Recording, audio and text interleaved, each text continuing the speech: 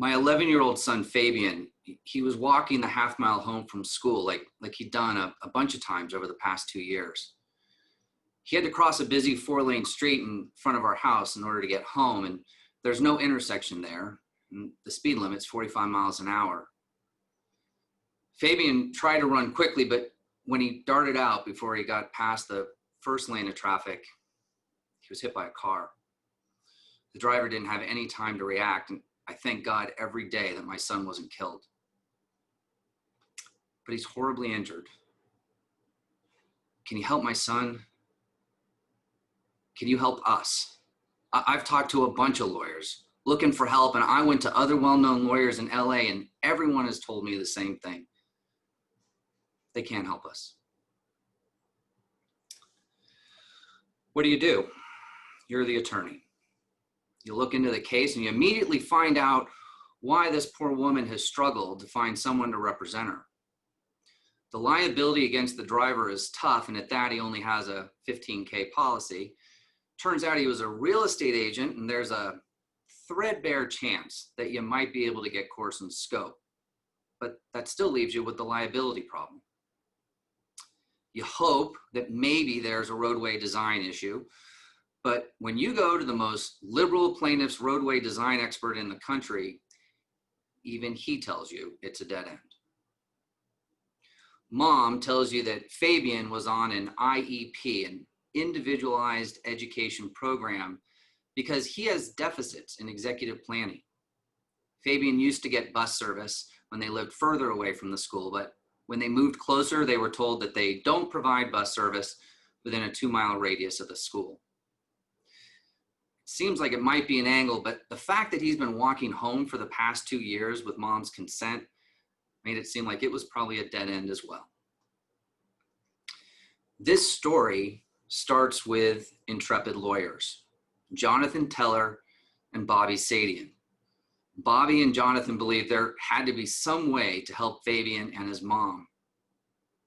Bobby says, let's put our money behind it without there being much promise that it would ever return. Jonathan put his heart behind it and worked until they found a path forward. With the county and the employer of the driver taking the lead in defending the cases, Jonathan dug into discovery and years of Fabian's IEP records.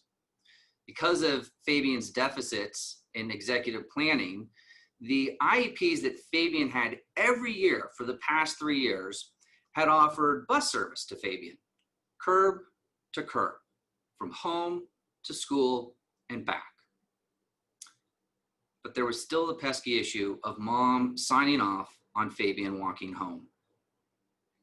After mountains of discovery, the school district filed a motion for summary judgment. It argued that mom had waived the offer of curb-to-curb transportation, and therefore there was no liability on behalf of the school district. It was at this point that Jonathan and Bobby decided to expand their team, and they added more superstars.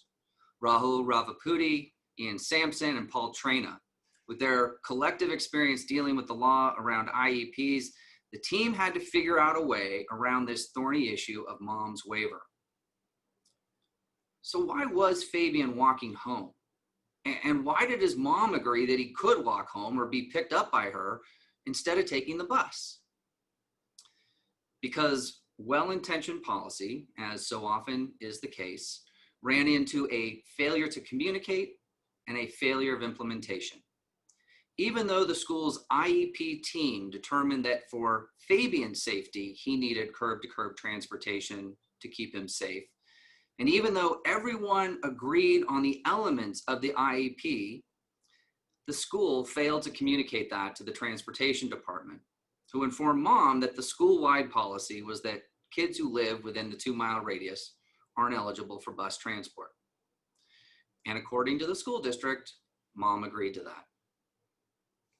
Because the school district was so sure of its position on the waiver issue, the school district agreed that the IEP clearly imposed on them an obligation to provide the curb-to-curb transportation. Duty established. Because they were so sure of their waiver argument, the school district agreed that had Fabian taken the bus that day, he wouldn't have been hit by the car. Causation established. The damages to Fabian, they were staggering, never seriously contested, damages established. The school district was sure they had a winner in the waiver issue, and as a result, there would be no breach of duty. And this is where these amazing lawyers really prove their worth. The first thing they did was they got the school district's own expert on IEPs to agree to the federal and state rules for modifying or revoking an IEP. They got that same expert to agree that there was not a modification of the IEP per those rules. They got that same expert to agree that there was not a revocation of the IEP per those rules. Now they just needed to convince a jury that the waiver issue was a red herring. And the next thing they did was a stroke of brilliance. They convinced the defense attorneys that since liability was the big issue in the case, the school district offered nothing, zip, zilch, nada. Why don't they bifurcate the trial? Try the liability issue to the judge using depot clips and exhibits and making opening and closing arguments. And if there's a finding of liability, then they could do the damage depositions and have a jury trial on the damages. The defense jumped at the chance and agreed to the plaintiff's plan. Rahul tried the case to the judge. At the end of the trial, the judge issued a tentative ruling that the school district was 100% responsible because they breached their duty to Fabian. 40 days later at mediation, the school district agreed to not only audit their policies and implementation of policies, but to provide a report on their findings that would go to all school districts in the state of California to make sure that every school district is clear about their responsibility to children with IEPs. School districts, if they weren't before, are on notice now about the importance of and their obligation to effectively implement these IEPs so kids will not suffer the catastrophic injuries that Fabian suffered. Craig, your 7 minutes is now up. This case is a masterclass in everything that's good about our civil justice system, skillful, dedicated, passionate lawyers. I encourage you to make this group of attorneys your 2020 Consumer Attorneys of the Year.